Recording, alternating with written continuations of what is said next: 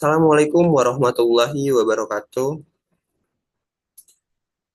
Baik, jadi pada kesempatan kali ini, dalam rangka memenuhi tugas learning journal dalam mata kuliah Keuangan Publik yang diampu oleh Ibu Alpina Septiani SIP MSI, saya Sandia Pratama dengan NIM 07011282328109109 dari kelas L2 Program Studi Ilmu Administrasi Publik Indralaya akan membahas mengenai barang publik atau public goods yang terdapat pada sub CPMK 2. Baik, langsung saja kita masuk ke pembahasannya. Jadi, barang publik atau public goods itu adalah barang yang apabila dikonsumsi oleh individu tertentu tidak akan mengurangi konsumsi orang lain atas barang tersebut. Nah, dengan kata lain, barang ini tersedia untuk masyarakat umum atau keseluruhan tanpa adanya batasan. Nah, dalam ekonomi, barang publik itu merupakan barang yang dapat dimanfaatkan oleh masyarakat secara luas dan memiliki dua sifat utama, yaitu non-rivalrous dan yang kedua non-excludable.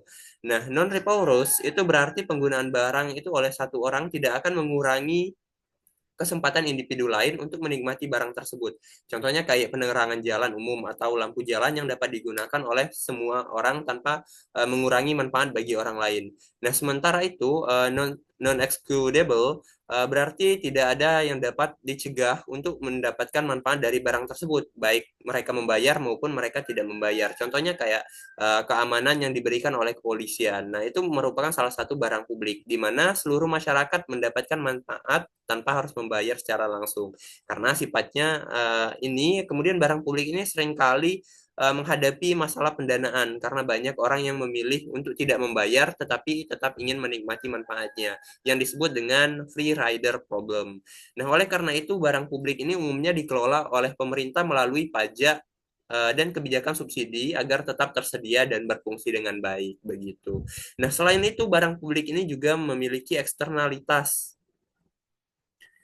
Nah, eksternalitas barang publik itu dampak yang ditimbulkan oleh produksi atau konsumsi barang terhadap pihak lain yang terlibat langsung ataupun terlibat dalam transaksi tersebut. Nah, eksternalitas ini terbagi menjadi dua jenis. Yang pertama itu eksternalitas positif dan eksternalitas negatif. Eksternalitas positif itu terjadi ketika produksi atau konsumsi barang itu memberikan manfaat secara tidak langsung kepada pihak ketiga.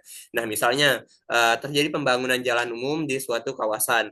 Nah, di sisi kemudian jalanan umum itu meningkatkan aksesibilitas dan kesejahteraan masyarakat sekitar atau pihak ketiganya. Nah, tantangan dalam eksternalitas positif ini adalah sulitnya untuk mengidentifikasi pihak yang tidak membayar sehingga menyebabkan pre-rider problem tadi. Nah, di sisi lain eksternalitas negatif itu terjadi ketika terjadi ketika produksi atau konsumsi suatu barang itu memberikan dampak negatif kepada pihak ketiga juga. Contohnya kayak misalnya polusi udara akibat aktivitas industri yang berdampak pada kesehatan masyarakat. Nah, tantangan dalam eksternalitas negatif ini adalah bagaimana mengurangi dampak buruk ini melalui kebijakan regulasi atau pajak yang ditetapkan oleh pemerintah. Nah, dalam administrasi keuangan, terdapat perbedaan antara keuangan publik dan keuangan swasta atau rumah tangga. Nah, administrasi keuangan publik itu berfokus pada pengelolaan sumber daya keuangan negara untuk memenuhi kebutuhan masyarakat dan mendukung pembangunan nasional. Prinsip utama yang digunakan dalam administrasi keuangan publik itu adalah transparansi, akuntabilitas, dan efisiensi. Contohnya adalah pengelolaan APBN dan APBD untuk pembangunan infrastruktur dan penyediaan layanan publik.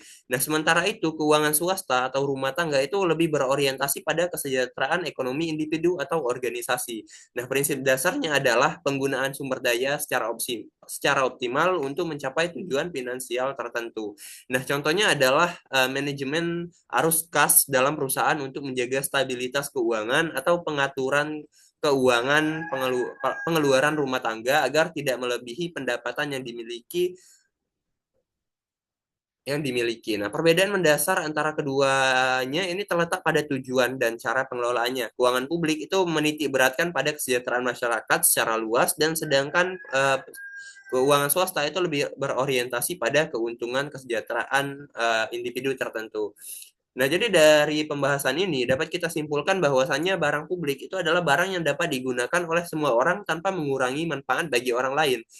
serta tidak ada yang dapat dikecualikan dari penggunaannya. Barang publik ini memiliki eksternalitas yang dapat bersifat positif maupun negatif, serta dapat menghadapi tantangan dalam pendanaannya. Selain itu, administrasi keuangan publik itu dan swasta itu memiliki perbedaan signifikan dalam tujuan, prinsip, serta pengelolaannya.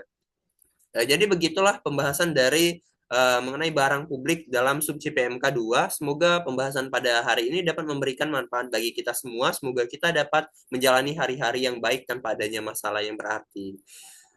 Terima kasih atas perhatiannya. Apabila ada kata yang salah, saya mohon maaf. Pada Allah saya mohon ampun. Saya akhiri. Wassalamualaikum warahmatullahi wabarakatuh.